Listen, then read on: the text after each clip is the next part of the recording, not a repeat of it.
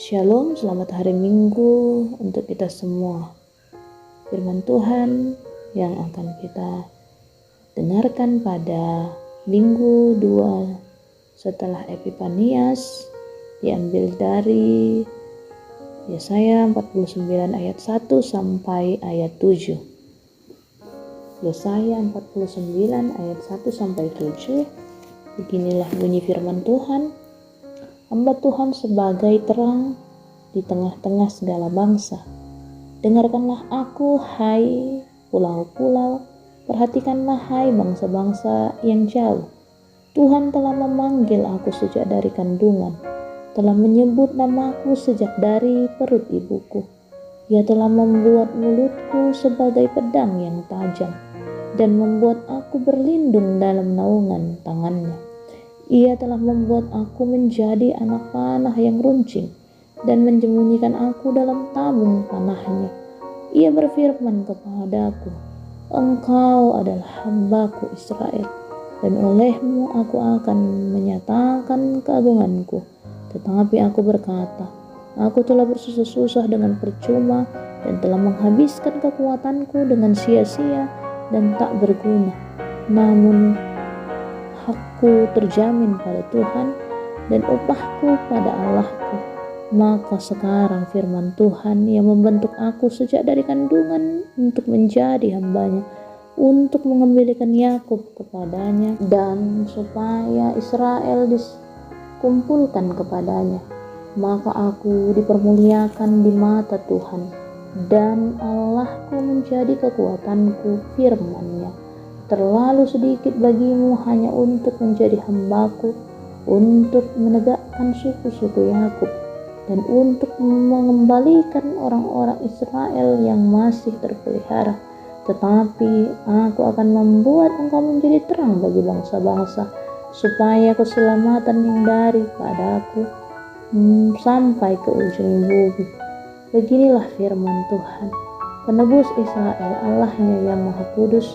Kepada Dia yang dihinakan orang, kepada Dia yang dijijikkan bangsa-bangsa, kepada hamba penguasa-penguasa, raja-raja akan melihat perbuatanku, lalu bangkit memberi hormat, dan pembesar-pembesar akan sujud menyembah. Oleh karena Tuhan yang setia, oleh karena yang Maha Kudus, Allah Israel yang memilih engkau. Amin. Saudara-saudari yang terkasih dalam nama Tuhan Yesus Kristus, pernahkah kita berada dalam situasi yang terhina, situasi yang terabaikan, situasi yang terpinggirkan, situasi yang sama sekali tidak ada pengharapan, seperti menghadapi jalan buntu, tembok besar, dan tidak ada solusi apapun, baik yang kita temukan sendiri maupun dari orang di sekitar kita. Situasi yang demikian tentu dirasakan oleh bangsa Israel dalam teks ini, di mana bangsa Israel pada masa diutus Yesaya telah terbuang ke pembuangan Babel, di mana tempat itu tidak diketahui oleh mereka, bahkan mereka tidak memiliki hak apapun secara ekonomi, politik, bahkan dalam menyembah Tuhan mereka dalam situasi yang krisis pengharapan. Maka Yesaya yang hadir pun mengalami keterhinaan ketika menubuatkan tentang keselamatan yang daripada Tuhan. Nah, teks kali ini menyatakan tentang bagaimana kehidupan hamba Tuhan yang telah ditentukan oleh Tuhan sendiri. Hamba Tuhan dan anak Tuhan adalah sebagai penyambutan yang pertama untuk para nabi Allah, dan yang kedua adalah sebutan untuk bangsa Israel. Bangsa Israel yang mengalami krisis diberikan pengharapan yang baru melalui kehadiran Yesaya. Meskipun Yesaya terhina oleh penolakan dari bangsa itu, tetapi melalui teks ini ada beberapa hal yang hendak ditegaskan tentang hamba Tuhan. Yang pertama, hamba Tuhan itu berasal dari Tuhan sendiri. Tuhanlah yang telah menetapkan hamba Tuhan itu sendiri. Tuhan telah menetapkan sejak dalam kandungan ibunya. Tuhan telah menetapkan ia menjadi hamba Tuhan. Bahkan penetapan bangsa Israel sebagai hamba Tuhan telah sejak dahulu kala pada masa Abraham, Ishak dan Yakub. Tuhan telah menetapkan bangsa Israel menjadi hambanya yang menjadi teladan di tengah-tengah bangsa-bangsa yang tidak mengenal Allah. Yang kedua, hamba Tuhan itu seperti anak panah yang berada dalam busur Tuhan, dan melalui tabung busur itu terserah Tuhan hendak memanahkan kemana anak panah tersebut. Jadi hamba Tuhan itu harus patuh kepada si pemanah. Nah, kemana arah anak panah dari misalnya pemanah, maka anak panah itu harus patuh sesuai arah yang dipanahkan kepadanya. Nah, anak panah di tangan yang benar tentu akan tepat sasaran. Nah, seperti juga hamba Tuhan yang mau dipakai Tuhan, mau dibentuk Tuhan, mau mengikuti arah dan tujuan misi Allah. Panah di tangan Tuhan itu tidak akan pernah gagal pada sasarannya. Yang ketiga disebutkan di sini bahwa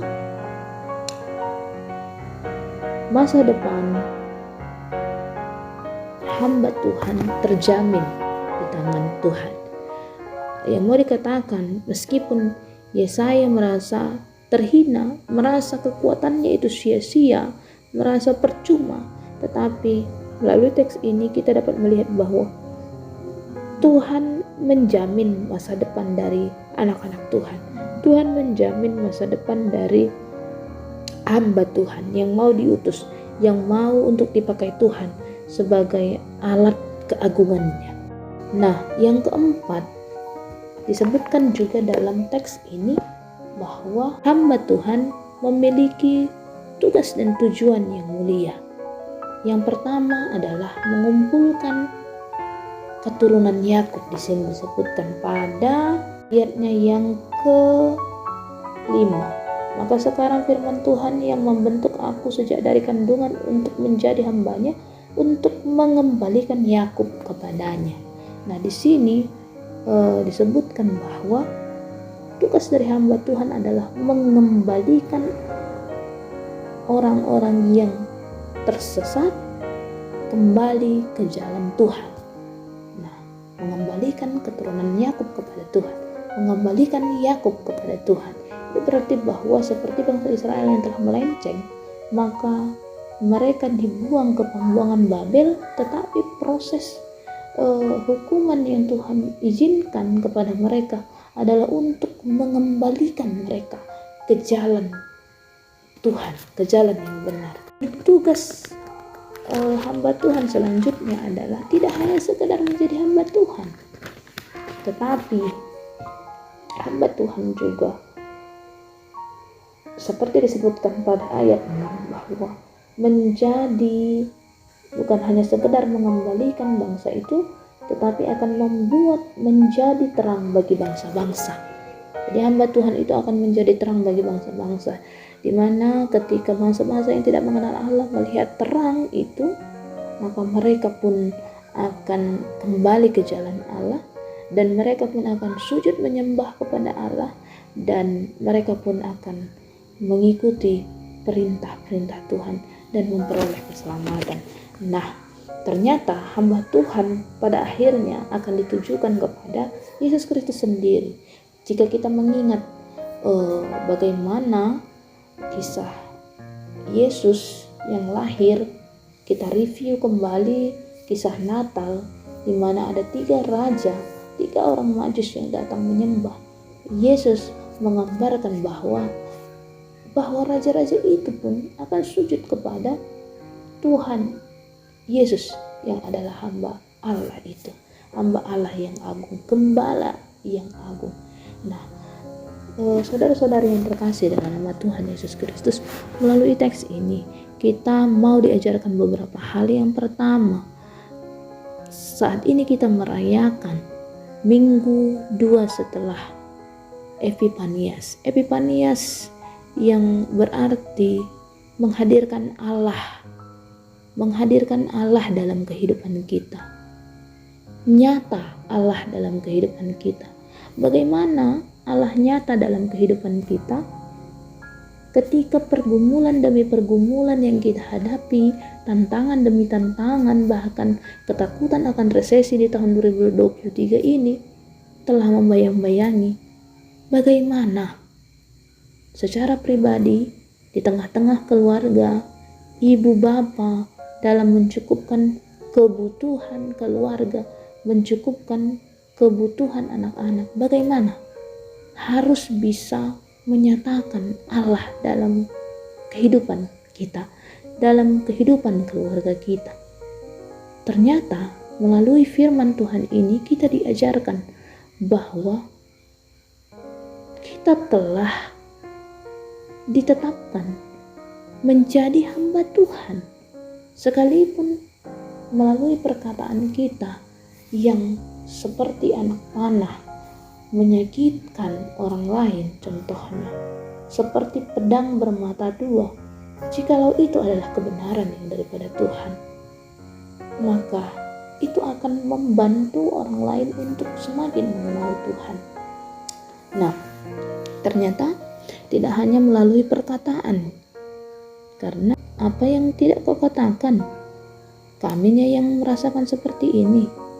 Ternyata hamba Tuhan itu tidak hanya sekedar orang-orang yang dipilih menjadi pendeta, penginjil, penatua dan lain sebagainya, tetapi kita semua ini sebagai orang yang percaya adalah hamba Tuhan. Dimanapun kita berada, kita harus menjadi hamba Tuhan. Hamba Tuhan yang bagaimana? Hamba Tuhan yang bisa mengatakan iya jika iya dan mengatakan tidak jika tidak, karena di luar dari itu adalah berasal dari si jahat.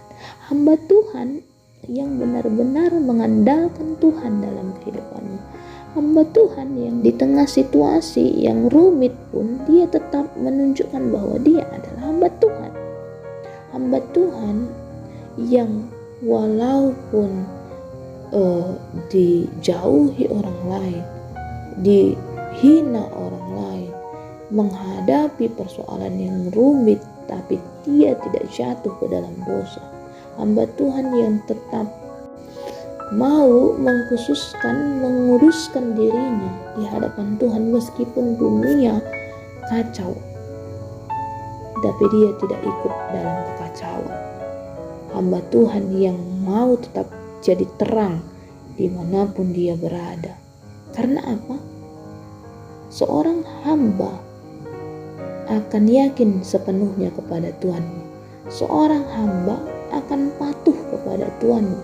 Seorang hamba tidak akan mau berontak kepada Tuhannya.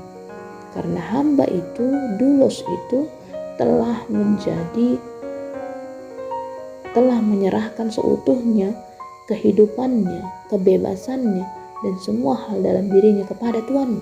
Nah, Tuhan kita adalah Yesus Kristus, Bapa di sorga. Maka dari itu kita harus mau untuk menyerahkan kehidupan kita, perkataan kita, perbuatan kita, pikiran kita, totalitas kehidupan kita hanya kepada Sang Pemilik hidup kita. Nah, melalui itu semua kita diajarkan bahwa kita ini harus benar-benar menyatakan Allah melalui diri kita, melalui keluarga kita, melalui pekerjaan kita. Nah, yang kedua, seberat apapun tantangan dalam kehidupan kita, mari percaya bahwa masa depan kita terjamin di tangan Tuhan. Masa depan kita terjamin di tangan Tuhan. Apalagi masa depan keselamatan kita. Sesulit apapun keadaan yang akan kita hadapi, jika kita menyadari kita ini adalah hamba Tuhan, maka kekhawatiran tidak akan menguasai hati kita, sehingga kita mengizinkan diri kita jatuh ke dalam dosa. Seperti Yesaya yang tetap memegang janji Tuhan bahwa ia telah dipilih sejak dalam kandungan ibunya dan masa depannya terjamin. Maka setiap perkataan, perbuatan, pekerjaan yang kita lakukan, mari amini bahwa Tuhan memberkati bukan hasil pikiran kita, usaha kita, jerih payah kita, tetapi Tuhan menjamin kehidupan anak-anak Tuhan. Tuhan menjamin masa depan anak cucu orang percaya. Jadi, jikalau Tuhan menjamin itu semua, apa yang harus kita takutkan? Bukan berarti kita tidak bekerja, bukan berarti kita tidak mencari dan memenuhi kebutuhan kita, tidak. Tetapi kita harus senantiasa berpegang pada janji Tuhan bahwa masa depan kita telah ditetapkan oleh Tuhan, diatur oleh Tuhan. Tiap langkahku diatur oleh Tuhan. Tuhan telah menjamin kehidupan kita. Nah, yang selanjutnya, mari menjadi terang dimanapun kita berada. Terang akan menerangi sisi-sisi gelap di dunia ini. Tidak ada yang tersembunyi oleh terang itu. Terang yang kita pancarkan itu adalah seperti bulan memancarkan sinar matahari.